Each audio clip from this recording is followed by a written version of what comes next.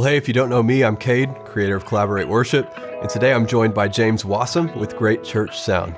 It's always an honor to collaborate with James, so let's jump right in. In this video, we're going to talk about how to overcome the fear of screwing up at the mixer. We have some practical tips for you, but first we want to share some of our mistakes because, well, it should make you feel better that we mess things up too. So James, I'll let you go first. Tell us about a time when you really messed things up. Oh, gee, Kate, thanks for making me go first here. See if I can put my foot in my mouth first here. I don't know. I have a hard time picking which one. I did avoid the classic mistake of leaving a microphone unmuted when somebody was using the restroom. I caught it at the last second. I was working on a Christmas production, and we had, I don't know, there's like 16 or 20 wireless channels. I had a full symphony mic'd up. I had a lot to keep track of. And maybe we missed a mute scene change or something like that. Anyway, I had some microphones on, and somebody backstage was, classic, getting ready to go to the bathroom or whatever. And I was monitoring different channels. Fortunately, I caught this one in time and muted it in the nick of time. But I did have an instance where I had a few people on stage, the pastor, the worship pastor, and I think somebody doing announcements. And I don't know if I mislabeled something on the console, but I was muting the wrong channel like every time. Like when they would pass the mic back and forth, I would invariably mute the wrong one because we were trying to control feedback and some other stuff. It was super embarrassing. I mean, I'd been mixing sound for quite a while at that point, and to not be able to get the right mute on the right channel is just, I mean, at some shows you lose your job because you do that. So fortunately at my church we had a lot of grace, and it was just something that it kind of turned into this game. Everybody's like stutter talk and not sure if their mic was on or not, and it ended up being a funny thing, but pretty embarrassing there at first.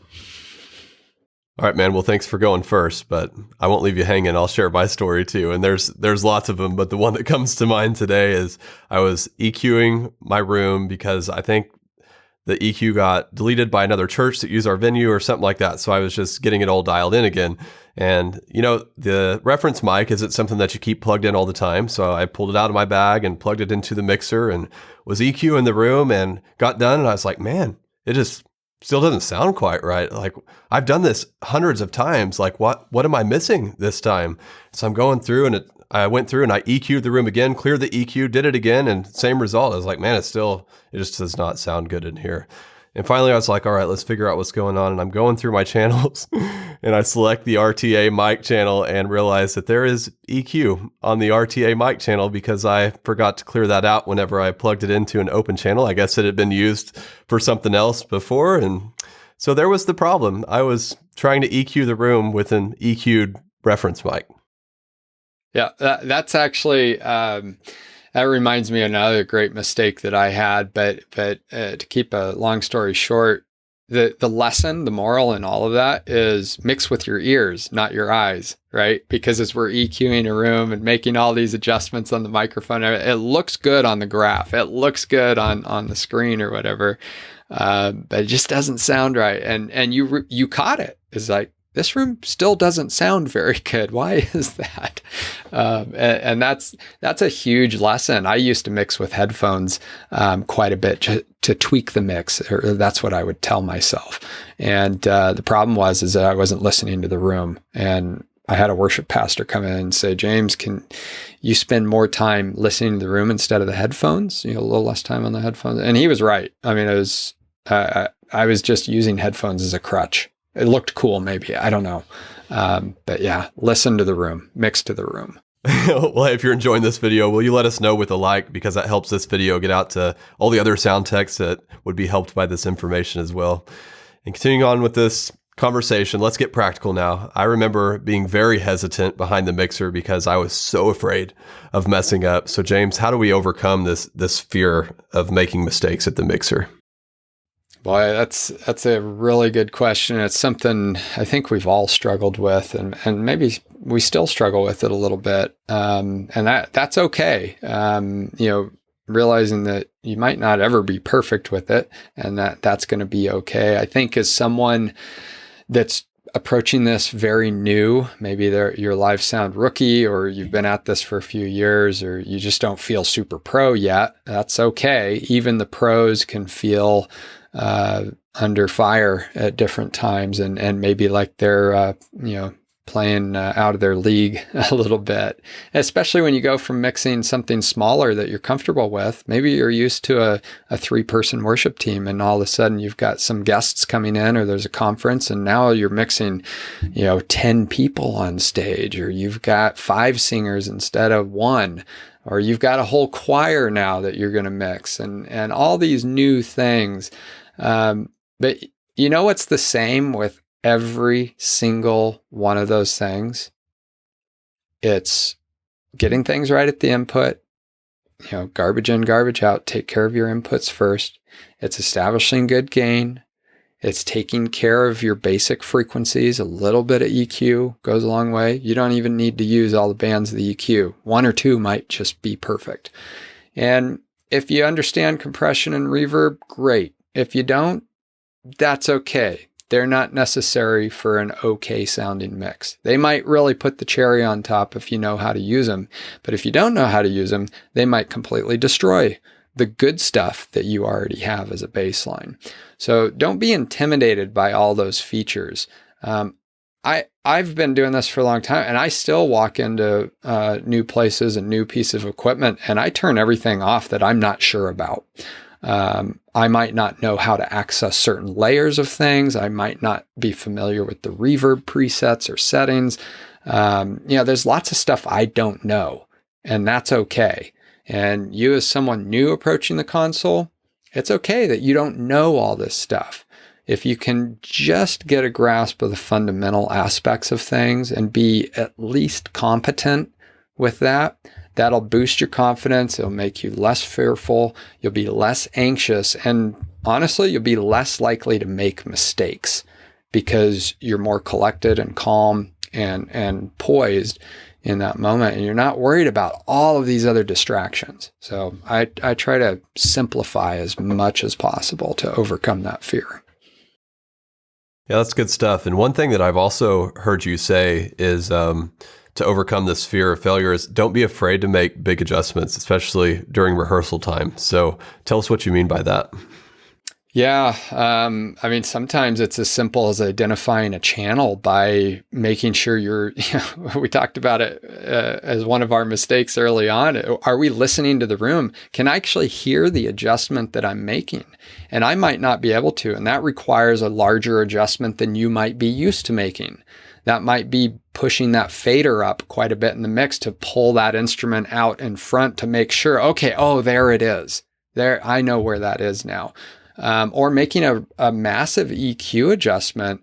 It's like, I'm still not getting good sound out of this. I'm going to try cutting all of these lows out or all of these mids, or I'm going to boost a little bit here, see if I can get it to pop through.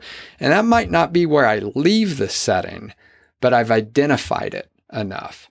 And if you really get drastic, especially if you've got feedback that's running away from you, don't be afraid to just start muting stuff.